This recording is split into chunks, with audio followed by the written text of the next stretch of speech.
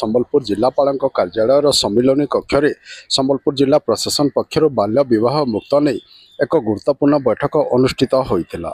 ଏଥିରେ ଜିଲ୍ଲା ଶିଶୁ ସୁରକ୍ଷା ଅଧିକାରୀ ସୁସ୍ମିତା ପଟ୍ଟନାୟକ, ସମ୍ବଲପୁର ଜିଲ୍ଲା ସମାଜ କଲ୍ୟାଣ ଅଧିକାରୀ ରେଣୁବାଳା ନନ୍ଦ, ଅତିରିକ୍ତ ଜିଲ୍ଲା ଶିକ୍ଷା ଅଧିକାରୀ ଉଜାଗର ପ୍ରଧାନଙ୍କ ସମେତ ସମ୍ବଲପୁର ଜିଲ୍ଲାର ବିଭିନ୍ନ ବିଭାଗୀୟ ଅଧିକାରୀମାନଙ୍କ ସମେତ ବାଲ୍ୟ ବିବାହ ମୁକ୍ତ କ୍ଷେତ୍ରରେ କାର୍ଯ୍ୟ କରୁଥିବା ବିଭିନ୍ନ NGO ଏବଂ ବିଭିନ୍ନ ଅନୁଷ୍ଠାନର ପ୍ରତିନିଧିମାନେ ମଧ୍ୟ ବୈଠକରେ ଉପସ୍ଥିତ ଥିଲେ।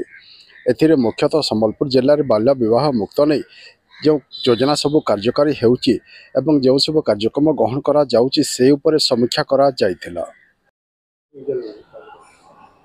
ମୋ ନାଁ ହେଲା ପ୍ରଦୀପ କୁମାର ବେହେରା, ସମ୍ପାଦକ ଆଦର୍ଶ ସ୍ୱେଚ୍ଛାସେବୀ ଅନୁଷ୍ଠାନ ସମ୍ବଲପୁର।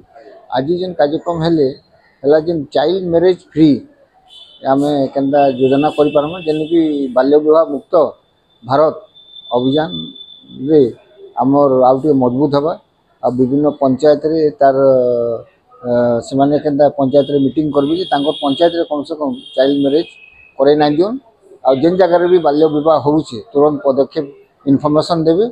आमर जेन स्क्वाड अच्छे जाइकरी बाल्य विवाह के बंद करबा जे माने पढुछन तांको उचित दंड तांको दिया जिवा। बाल्य विवाह आमर जिल्ला रे करे आमे ना दो।